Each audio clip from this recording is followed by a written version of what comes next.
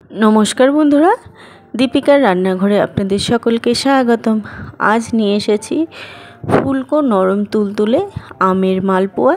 आमरा किन्तु मालपोया खेते खूबই पछंद करी और सेटा यदि आम दिए तैरी हय तो खूबই टेस्टी हय। এইভাবে একবার বাড়িতে বানিয়ে দেখতে পারেন। ছোট থেকে বড় সবাই কিন্তু পছন্দ করবে। তো এর জন্য আম নিয়েছি, এর থেকে একটা আমি মালপোয়া করতে নেব। তো একটা আম নিয়ে নিয়েছি, দুই দিকে স্লাইড করে কেটে নিয়েছি। এরপর একটা মিক্সিং জার নিয়ে নিয়েছি। এবার আমের পাল্পটা চামচ দিয়ে এইভাবে আমি তুলে নেব। তো সমস্ত আমের পাল্পটা কিন্তু আমি চামচ দিয়ে তুলে নেব। এরপর একটা ফাইন কিন্তু পেস্ট করে নেব।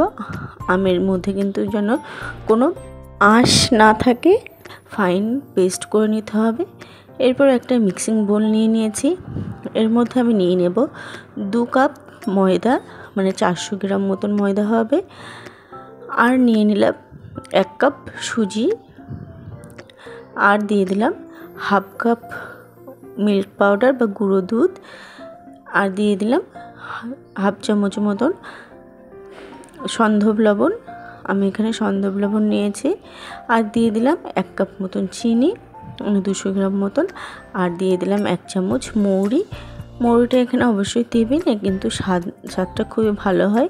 এদিকে আমের পাল্পটাও রেডি হয়ে গেছে, আমের পাল্পটা দিয়ে দিলাম।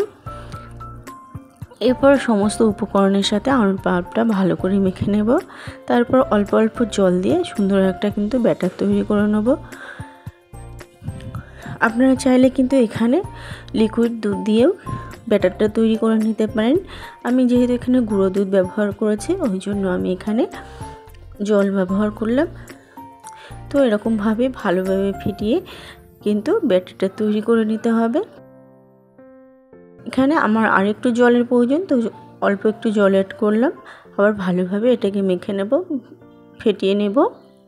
ফেটানোটা ভালো হলে কিন্তু মালপোয়াগুলো খুব সুন্দরভাবে ফুলবে আর নরম তুলতুলে হবে। এটাকে ঢাকা দিয়ে আমি 30 মিনিট রেখে দেবো। তো 30 মিনিট পরে ব্যাটারটা কিন্তু একটু ফুলে উঠেছে, যেহেতু এর মধ্যে সুজি আছে। তো তারপরে আমি ভালোভাবে এটাকে মিক্স করে নিলাম। ব্যাটারটা আপনারা বুঝতেই পারছেন কেমন হবে। এরপর একটা কড়াইতে আমি সাদা তেল গরম করে নিয়েছি। এর মধ্যে দিয়ে দিলাম 1 হাতা ব্যাটার, আর ওপর থেকে অল্প করে তেল ছিটিয়ে দিতে হবে। এতে কিন্তু মালপোয়াগুলো দারুণভাবে ফুলে উঠবে। তেলটা হাই ফ্লেমে একদমই গরম করে নিতে হবে। তারপর লো টু মিডিয়ামে রেখে মালপোয়াগুলো কিন্তু ভাজতে হবে। তাহলে মালপোয়াগুলো ভিতর থেকে একদম রান্না হয়ে যাবে, আর খেতেও কিন্তু খুবই ভালো লাগবে। আর হাই ফ্লেমে কিন্তু মালপোয়াগুলো ভাজলে উপর থেকে কালার চলে আসবে, আর ভিতরটা কিন্তু কাঁচা থেকে যাবে। তো এরকমভাবে সমস্ত মালপোয়াগুলো আমি ভেজে নেব।